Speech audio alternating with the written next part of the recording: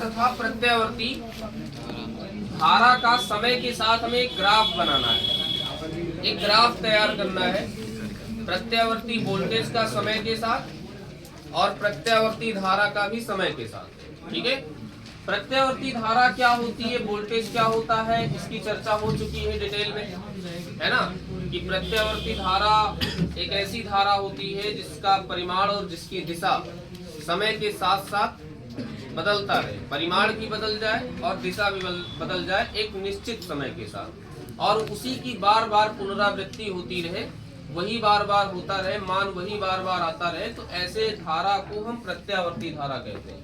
अब इसका हमें समय के साथ प्रत्यावर्ती वोल्टेज का ग्राफ बनाना है, फिर समय के साथ प्रत्यावर्ती धारा का ग्राफ बनाना है। ठीक है, हमने दोनों का इक्वेशन निकाला है, प्रत्यावर्ती वोल्टेज का भी निकाला है, प्रत्यावर्ती धारा का भी निकाला है। सर्वप्रथम अगर हमें ग्राफ बनाना है तो सबसे पहले हम इसमें एक टेबल बना लेते हैं। देखो, प्रत्यावर्ती वोल्टेज का जो समीकरण होता है, प्रत्यावर्ती वोल्टेज का समीकरण क्या होता है? होता है V बराबर V0 साइन ओमेगा टी। ये समीकरण ऐसे ही नहीं बताया जा रहा है, हमने अभी इसको सिद्ध करवाया है। V बराबर V0 साइन ओमेगा टी होता है, प्रूफ करवाया है हमने इसमें। ठीक है, अब इसी के माध्यम से हम एक टेबल बनाते हैं। एक टेबल बना लिया जाए सबसे पहले, जैसे कि एक में हम समय रखेंगे, या डायरेक्ट ग्राफ भी बनाते हैं, उसी में बात कर देंगे, तो ये जरूरी नहीं टेबल बनाना। ठीक है, सीधा सीधा ग्राफ बनाते हैं। जैसे कि देखो, ये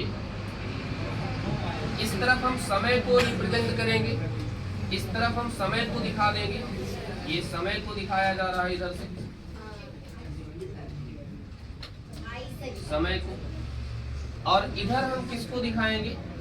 वोल्टेज को दिखाएंगे। किसको दिखाएंगे? वोल्टेज को। ठीक है, समय अपने हिसाब से हम लेंगे, जैसे हमने 0 ले लिया, फिर मान लो हमने T/4 ले लिया, मतलब समय का 25% ले लिया, फिर हमने 50% ले लिया, T/2 ले लिया, फिर हमने 3T/4 ले लिया, फिर यहाँ पे 3T/2 ले लिया, हाँ 3T/2 ले लिया। ठीक है, और उसके बाद में फिर यहाँ पर ऐसे 2T ले लिया, जितना जैसे भी इच्छा हो हम ले सकते हैं। ठीक है, अब इन सभी पर देखो कि हमारे मान कितने कितने निकले। जैसे कि हमने पहले T/4 लिया, तो पहले यदि पहला नंबर समय बराबर कितना है हमारे पास? T/4। T/4 है तो V बराबर हो जाएगा V0 साइन ओमेगा, और T की जगह पर क्या लिखेंगे? T/4 लिखेंगे। हम लोग ओमेगा का सूत्र जानते हैं, ओमेगा का सूत्र होता है 2π/T और गुणे में T/4। ओमेगा का फार्मूला होता है 2π/T, 11th में पढ़े हम लोग। ये कट जाएगा, 2 दूना कितना होगा? 4। तो V बराबर हो जाएगा V0 साइन π/2 का मतलब 90 अंश होता है, और साइन 90 अंश का जो मान होता है वो 1 होता है। तो V बराबर कितना हो गया? V0 हो गया। कहने का मतलब जब हम T का मान T/4 लेंगे तो V का मान कितना होगा? V0 होगा। तो यहाँ पर V0 मान लो यहाँ कहीं होगा, सपोज करो, है ना। तो T का मान जब T/4 होगा तो V का मान क्या होगा? V0। चलो, एक हमने रीडिंग निकाल लिया। दूसरा नंबर हम T का मान कितना रखते हैं? T/2 रख देते हैं। T/2 रखते हैं तो V बराबर क्या होगा? V0 साइन ओमेगा का मान कितना लिखोगे? 2π/T सूत्र होता है, और T का मान कितना रखना है? T/2 रखना है। ये कट गया, 2 से 2 कट गया। V बराबर क्या होगा? V0 साइन पाई, और साइन पाई का मान कितना होता है? 0 होता है। मैथ वालों को तो पता ही है कि क्या कैसे कहाँ होता है। बायो वाले ट्रिक के रूप में जानते रहें कि अगर साइन लिखा है और उसके आगे पाई लगा है, तो अगर बटे में कुछ ना हो, तो उसका मान हमेशा 0 ही होता है। चाहे साइन पाई होगा, चाहे साइन 2 पाई होगा, चाहे साइन 3 पाई होगा, 4 पाई होगा, 5 पाई होगा, मतलब अगर बटे में नहीं है तो उसका मान निश्चित रूप से 0 ही होता है। किसमें? साइन में। ठीक है, तो साइन पाई का मान क्या हो जाएगा? 0। और जब इसका मान 0 हो जाएगा तो पूरा का पूरा क्या हो जाएगा? 0 हो जाएगा। ठीक है, इसके बाद दूसरी रीडिंग भी निकल गई, तीसरी रीडिंग निकालते हैं। तीसरी में हम t का मान कितना लेते हैं? 3t/4 3t/4 लेते हैं। तो 3t/4 लेंगे तो क्या होगा? यहाँ पे हो जाएगा देखो v बराबर v0 साइन ओमेगा का मान 2π/T और t का मान हो जाएगा 3t/4।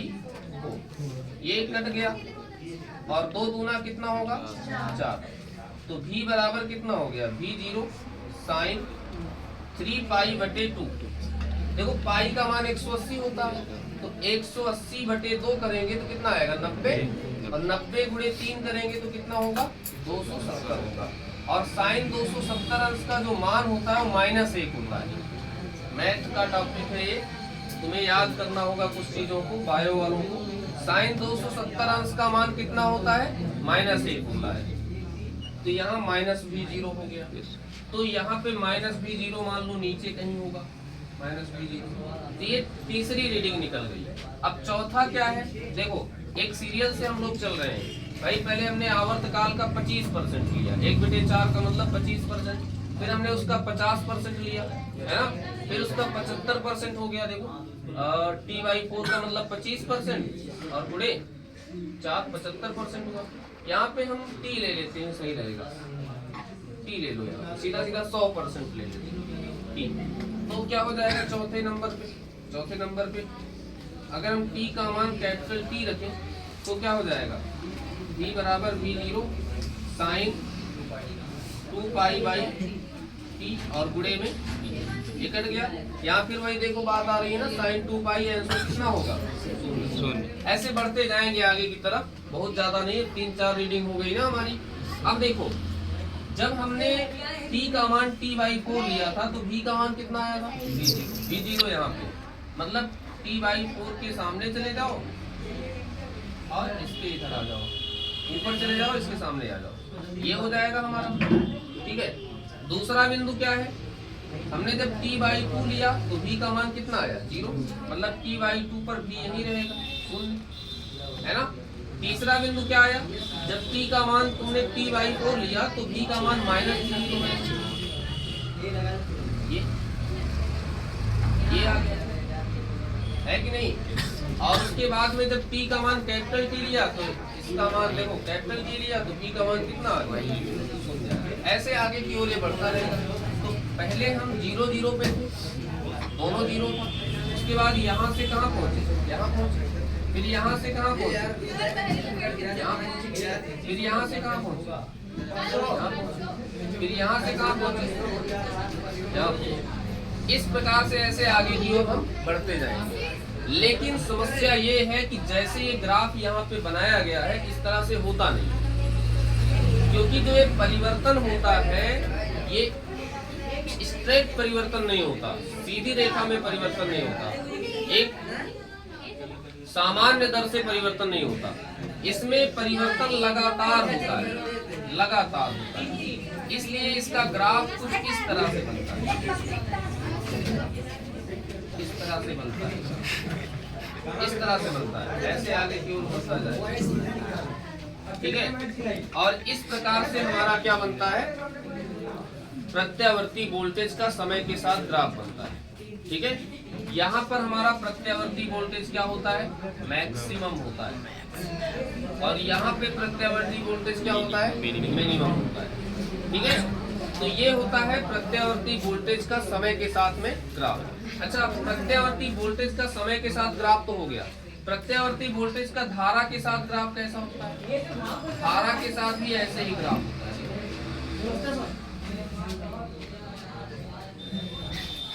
तो का बंद के तो फायदा ना लो, साइन ओमेगा टी।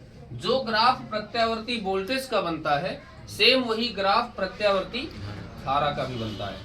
प्रत्यावर्ती धारा का ग्राफ नीचे क्यों बनता है वोल्टेज के? इसका भी एक रीजन है। प्रत्यावर्ती धारा का जो ग्राफ है वो वोल्टेज के नीचे इसलिए बनता है क्योंकि जो धारा होती है वो हमेशा वोल्टेज से कम होती है। इस बात को हम इतनी मजबूती के साथ कैसे कह सकते हैं, है ना, कि प्रत्यावर्ती वोल्टेज धारा से कम होती, प्रत्यावर्ती वोल्टेज का मान धारा से ज्यादा होता है, क्योंकि हम लोग ओम का नियम पढ़ते हैं। देखो V बराबर क्या होता है, IR होता है। अगर हमसे कोई कहे कि इसको समझाओ, R यहाँ पे कांस्टेंट होता है, जैसे मान लो इनकी बात छोड़ो, जैसे मान लो y बराबर 3x लिखा हो, ऐसा लिखा हो, तो हम इसको पढ़ेंगे कि हम इसको ये कहेंगे, इसका एनालिसिस अगर हम करेंगे तो ये कहेंगे कि भैया जो x है वो y का 3 गुना है। एक मिनट, y जो है वो x का कितना गुना है, 3 गुना है, यही तो कहेंगे। हम कहेंगे कि y जो है वो x का कितना गुना है, मतलब बड़ा कौन है इसमें, y, क्योंकि x तभी इसके बराबर होगा जब हम इसमें 3 से गुणा कराएंगे, मतलब इसमें 3 से गुणा कराओगे तब जाकर y के बराबर होगा। इसका मतलब कि y बड़ा है और x क्या है, छोटा है। सेम उसी तरह यहाँ कि देखो I में जब तुम R से गुणा कराते हो तब जाकर